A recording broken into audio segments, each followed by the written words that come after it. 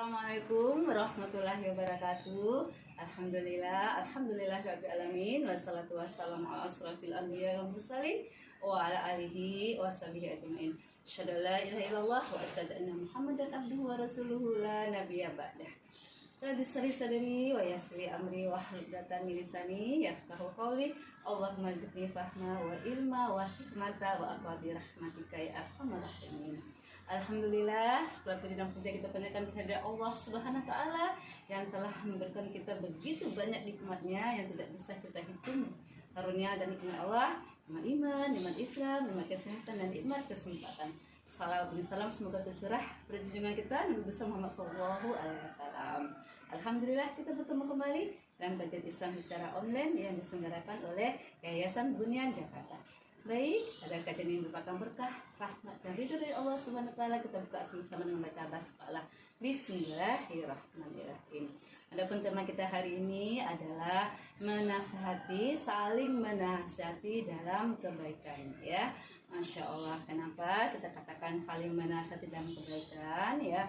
Karena kita umat manusia, ya, dalam kehidupan kita bermasyarakat, kita perlu mendapatkan nasihat. Kita juga perlu dinasihati dan kita juga perlu menasihati, ya, saling nasihat menasihati karena supaya ada keteraturan, ada kebaikan di sana. Nah, pada hari ini kita akan bicara apa sih adab-adabnya ketika kita menasihati seseorang sehingga nasihat-nasihat yang kita berikan itu sampai dan diterima oleh seseorang yang kita nasihati.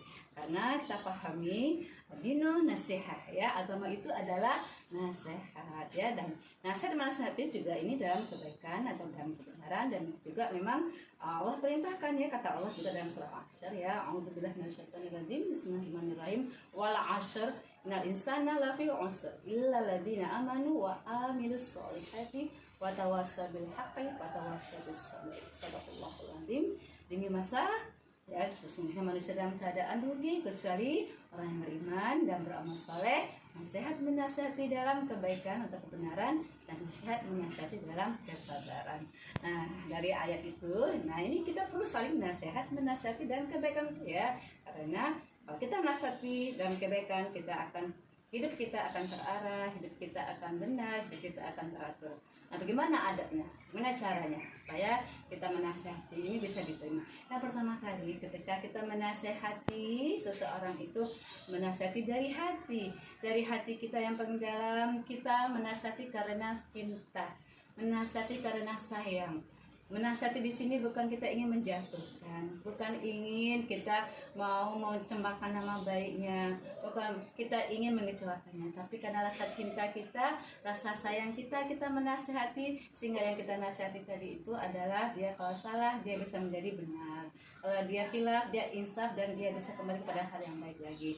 Jadi ketika kita menasihati, ya, itu yang dinasihati maupun yang dinasihati saling lapang hati, saling menerima. Nah, ketika kita menasihati harus dengan rasa kasih dan sayang. Jangan kalau kita menasihati ya karena kita tidak suka. Akhirnya kita menasihati bukan karena kita sayang tapi penuh kebencian. Kalau kita menasihati dalam penuh kebencian, orang juga tidak akan bisa menerima nasihat kita. Oleh karena itu, menasihatinya dalam kebaikan tadi dengan penuh rasa cinta karena ingin meluruskan, karena ingin menjaga ataupun ingin membuat yang salah tadi menjadi benar, ya, yang khilaf tadi menjadi sesuatu hal yang baik lagi. Itu yang pertama, ya. Jadi anak cinta dan kasih sayang.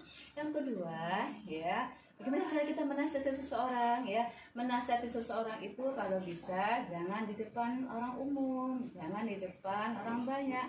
Karena kalau kita menasihati seseorang di depan orang umum atau di khalayak ramai, itu sama dengan kita mempermalukannya. Ya, apalagi kalau kita sekarang medsos, ya, di grup kita tegur dia, kamu begini begitu, kamu salah gini-gini, kamu bagaimana sih?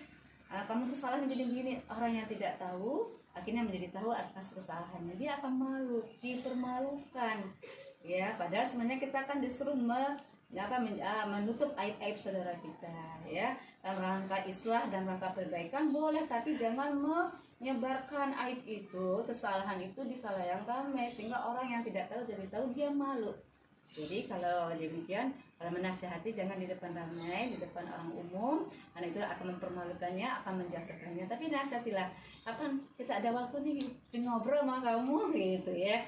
Kapan ada waktu nih kita makan-makan yuk, ya kita udah siang nih kita makan bakso yuk. Nah, makan bakso santai ya, itu bisa ngobrol. Kemarin saya lihat kamu begini-begini, kayaknya kurang bagus deh ya. Gimana jangan ulangi lagi, kita kan sudah tua, kita kan sudah paham agama, jangan ulangi lagi ya.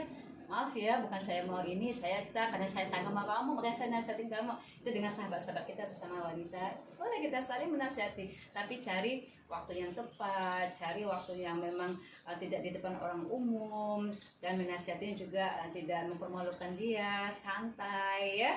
Jadi sambil makan, sambil kita jalan-jalan, sambil diskusi, jadi dia siap untuk nasihati. Dan kita menasihatinya jangan jor-joran, kamu sih orangnya begini-begini, jangan nafsu banget, keras nggak karu-karuan, nggak boleh begitu ya. Karena apa? Yang ketiga, cara kita menasihati harus dengan lembut, harus dengan santun ya, seperti mana yang telah dicontohkan Rasulullah itu Masya Allah ya, tidak pernah membalas keburukan dengan keburukan, dia membalas keburukan dengan kebaikan. Apalagi kalau kita mau menasihati kebaikan, harus disampaikan dengan yang baik juga, karena dari hati nanti ke hati lagi.